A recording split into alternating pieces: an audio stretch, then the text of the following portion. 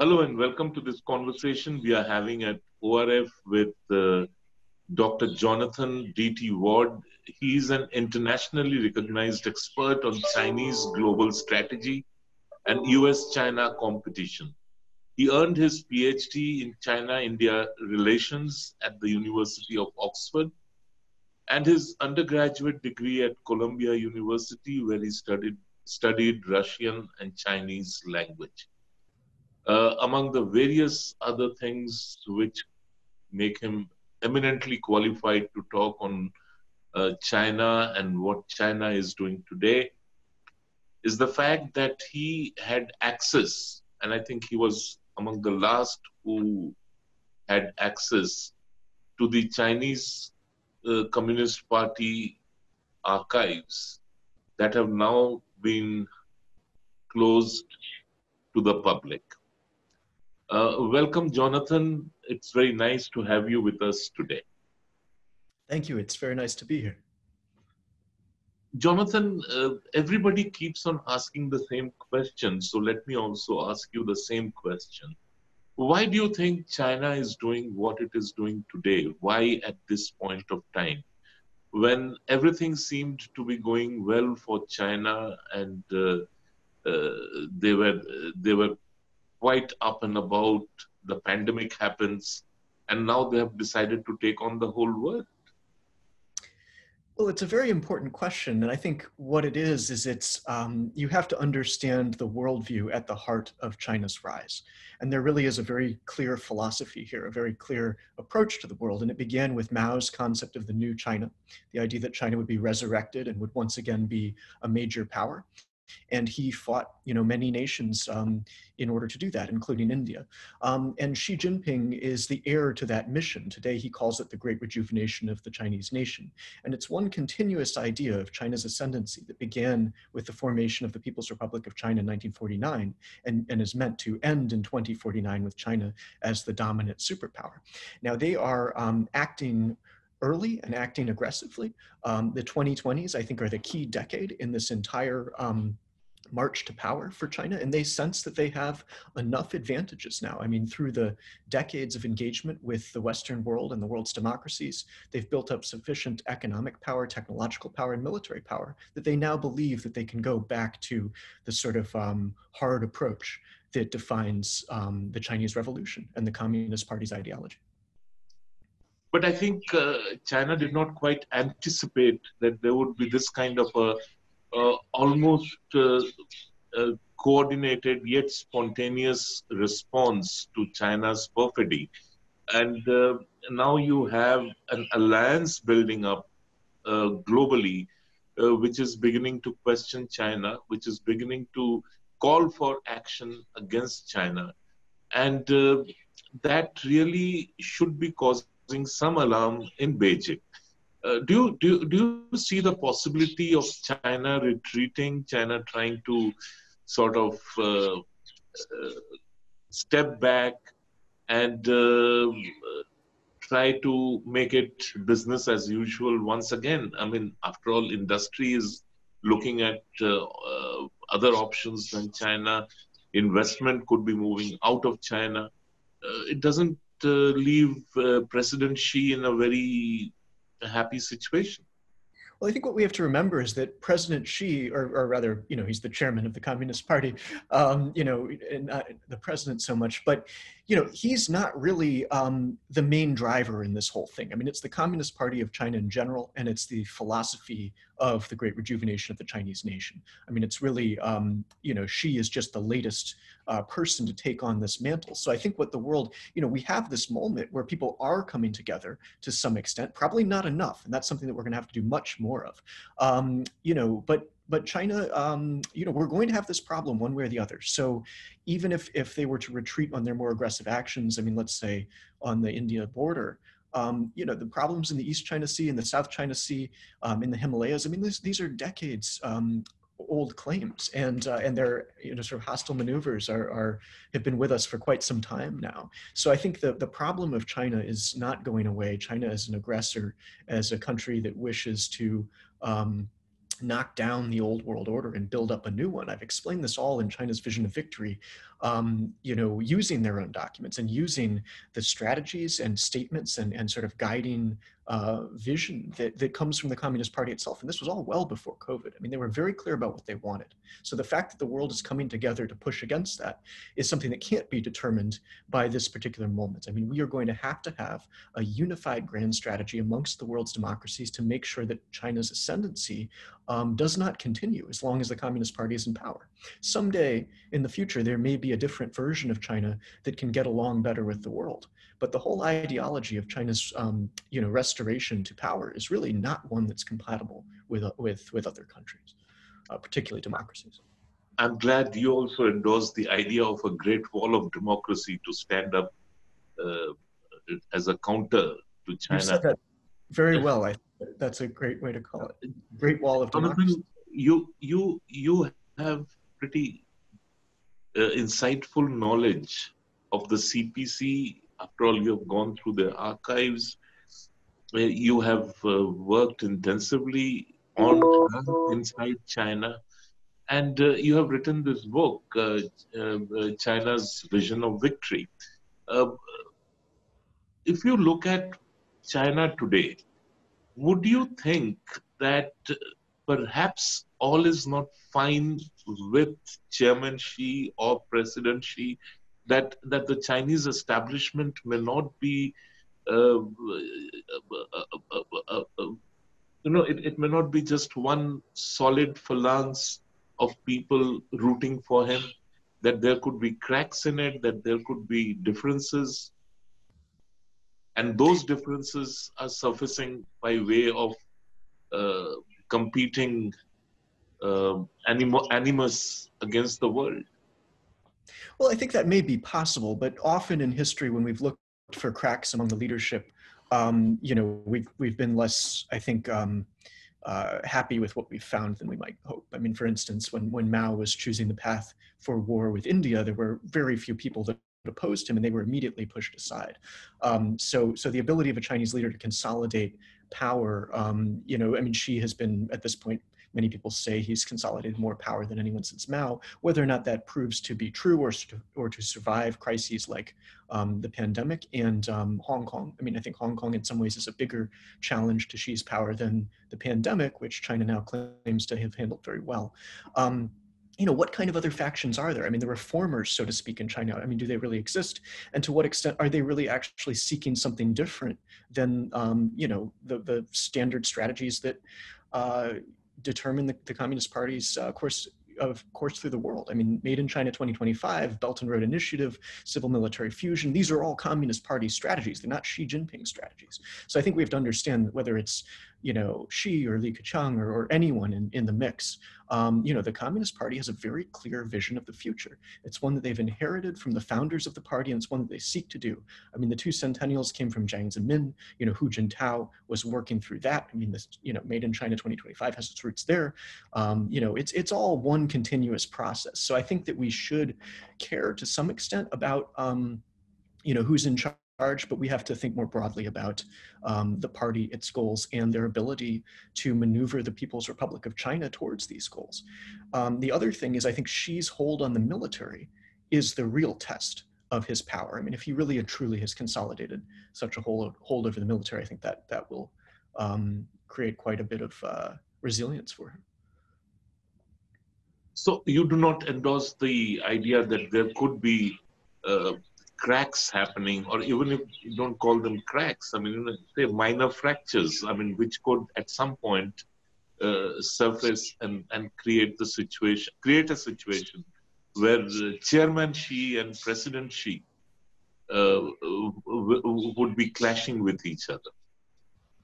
Well, I think that, of course, cracks, may be there, and on any given day, I mean, being the chairman of the Communist Party is probably something where there's quite a bit of palace intrigue, so to speak. So I think that's all reality here, and that's accentuated by Hong Kong and other things. But I don't think we should bank on that. The world needs its own strategy to deal with China, not to deal with Xi Jinping. How do you see the trade war between US and China playing out? After all, China is now, what is being euphemistically being referred to as a new uh, Cold War, a new Iron Curtain descending. Uh, and, and, and China, the Chinese foreign minister said that, no, we don't need another Cold War. We don't need to go back into that zone again.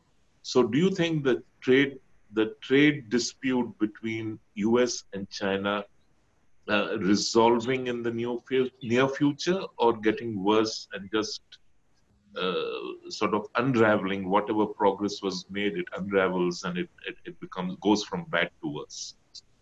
Sure. Let me answer your question by speaking a little bit more broadly about the US-China economic situation and also the need for an American grand strategy. Many of our analogies today come from the Cold War because that was a long-term competition with a superpower adversary. And I think China's leaders fear such a Cold War because they realized that it led to the death of the USSR. So they don't want to be in such a contest with the United States. And I think chiefly what's different today about the Cold War, aside from ideological and sort of historical circumstances, is that this is fundamentally a competition for economic power. China's strategy is based on the idea that they will ultimately become the world's largest economy. And I think we have to understand that that kind of economic power leads to genuine global reach. So as Washington searches for a grand strategy, and I think the trade war and export controls and the executive orders against companies like ByteDance and Tencent, these are all elements of what I would call economic containment. And I wrote an article today in the National Review about economic containment as a US grand strategy towards China. And I think what this has to do with is realizing that as long as the Communist Party maintains power, China's economic growth is frankly dangerous, both to the United States and to the world. I mean, for us to have an ascendant China that's able to convert economic power, strategic industries, technological power all into a global grand strategy. That's how the world ultimately winds up, dominated by China's power, as they seek to do over the next 10, 20, 30 years through their vision of victory. So we have to push back. We're going to have to start cutting off China's ability to create industrial, technological, and therefore global power. And this is going to be about economic containment. Now, economic containment itself is a bit of a Cold War concept. I mean, this began with certain forms of export control. Some great scholars have written about this.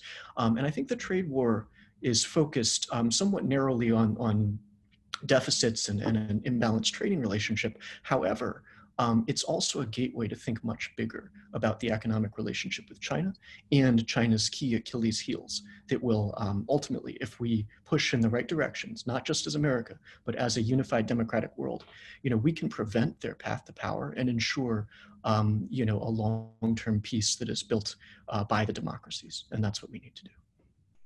Like everything else which happens behind the bamboo curtain, uh, uh, you know, off and on we keep on reading analysis, commentary, opinion that all may not be good with the Chinese economy, that the data is fudged, that the numbers that come out are massaged, um, and there is no way that the pandemic would not have adversely impacted the Chinese economy. And yet today I was reading that the projections are that the Chinese economy is going to grow by 1%, while the US economy goes down by 8%, and the global economy is going down by anything between, I think, 36 and 18%.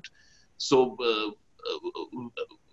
what is your own sense of it? That is their resilience factor so high that they are going to ride out the storm and come out stronger? Well, I think that's certainly the ambition now. I mean, that's the economic ambition in the time of this pandemic, is as the world suffers from this, and you can see how, certainly in the United States, I mean, we've hit a massive recession. Unemployment, schools being shut down. I mean, it's quite a bad situation. That China, by contrast, would continue to while the world is in recession, to even post growth. So that would put them in in a significantly improved position vis-a-vis the rest of the world. And I think the way to look at China's economy, I mean, to me, it's not the growth numbers, which I think are, certainly, I mean, they're manufactured. I think Li Keqiang himself admitted to that. But it's really the trading relationships. I mean, they're going to go out of this pandemic potentially securing new and deeper trading relationships with many other places. So, I mean, you look at their relationships in Latin America, in the Middle East, and much of the emerging world. I mean, that's where they're going to find their strength in the context of the pandemic.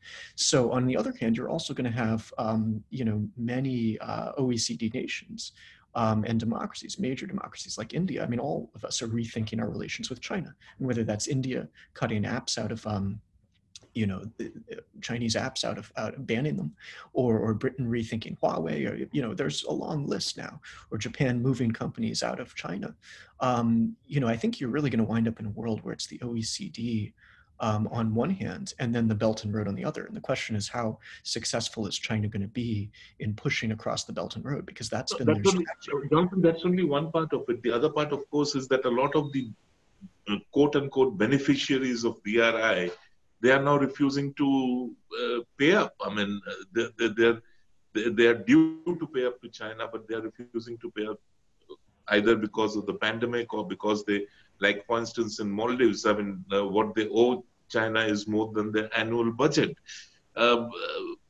Now, just moving on slightly from there, and before I come to the last part of our conversation, do you think the US can step up and do a lot more in the Indian Ocean region, Yes. in collaboration with others, to not only send a signal to China, but also to let the country know that thus far and no further? Well, I do. I think, to me, as a, someone with a doctorate in China-India relations, I mean, the Indian Ocean is, I think, maybe the most important strategic region in the world. And it's one, the renaming of Pacific Command, Indo-PACOM, and all the rest. I mean, the US has acknowledged to a certain extent the importance of the Indian Ocean region, but I think we need to think about how the Indian Ocean region works. I mean, from, the Persian Gulf through the Straits of Malacca. I mean, it's one continuous system on which China depends. It's also a system which you can see why the Belt and Road is so heavily concentrated in the Indian Ocean. So I think India, America, Australia, Japan, I mean, the Quad should prioritize Indian Ocean security. We're also going to have to look at economic security in the Indian Ocean. For China to succeed on its goals in that region is going to have to do with trade and investment. So it's why places like the Maldives and Sri Lanka and East Africa all matter so much. And until we're offering economic alternatives to these emerging nations, China will have the upper hand, whether they can repay, their debts or not. I mean, these countries are looking for infrastructure, for growth partners, for all sorts of things. And it's been China that's gone in to hand that to them. So I think that something like an Indian Ocean Investment Bank run by America, India, Australia, and Japan could be incredibly helpful in finding, securing, let's say, cooperation with strategic nations in the region and ensuring that they do not become vassal states or client states of China's. I also think it's important for the Europeans to come into the Indian Ocean, particularly Britain and France, who have a long Indian Ocean history. And if the six major democracies, from Europe to East Asia, can work together. I mean, France, Britain, America, India, Japan, and Australia. I think we can have an incredibly powerful security concept and sort of economic, strategy that will keep China at bay in this very important region. And my last question to you, yesterday, I mean, that is on 13th of August, we had this stunning agreement between Israel and the United Arab Emirates that the two countries will establish diplomatic relations, that they will act rapidly to build bilateral ties, cooperation, etc., etc. Now, this is huge, provided it doesn't fall through. This is huge because it means this could be the beginning of America reclaiming the space it had vacated in the Middle East, and a space which China had come to occupy either by proxy or directly. There has been a reaction to it. Turkey has said that they will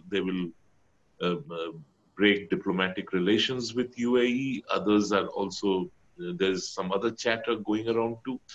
But how do you think this is going to play out in terms of containing China in the Middle East? Well, I think it's very important. And the reason, and it's very interesting for India as well. I mean, with the UAE as one of the top trading partners, and then Israel. I was at ORF Pricina in 2018, and Benjamin Netanyahu was the speaker, and he and Prime Minister Modi talked about the importance of democracies, large and small, working together. And I thought that was very interesting. So, the reason these countries are coming together has a great deal to do with Iran. So the closer that China gets to Iran, now they also simultaneously appear to be helping Saudi Arabia with uranium, production. So I think the Middle East is becoming quite complex as China, works its way in there, both through energy deals and also through its strategic relationship with Iran. And it's a phenomenon that I think is clear in many regions. I mean, you see. Countries coming together in interesting ways, sort of original ways to deal with the bigger security threat. I mean, in Asia, it's happening around China, and in the Middle East, it's happening around Iran. So I think that it's going to show China that they can't really have their cake and eat it too. I mean, have all these, a strategic partnership with Iran, and at the same time, relations with all the other countries. And I think it also might put new impetus into the U.S.-Israel relationship and the India-Israel relationship. And we need Israel to be a partner on dealing with China. I mean, China goes to Israel for technology, and we probably all need that to stop. And for the Gulf states to realize that they should be part of this too. I mean, they supply oil to many other nations other than China. So I think you're right that it presents interesting possibilities for new coalitions, but what's driving it is also much larger, dangerous nation that I think these many Middle Eastern countries at this point are quite worried about. And China's trying to have its hand in every pie. No, it's interesting because the UAE foreign minister called up our foreign minister, India's foreign minister, and both of them talked about, in fact, it was a call to brief the foreign minister of India on the details of the agreement, etc., etc. So clearly there is an India angle which is perceived or real or which is anticipated in the emerging relation or realignment of relations within the Middle East. Thank you, Jonathan. We have run out of time. It was great to have you with us. And I'm sure we'll meet again, if not in real life, given the pandemic, but definitely digitally. Thank you once. Thank you so much. Have a great day. You too.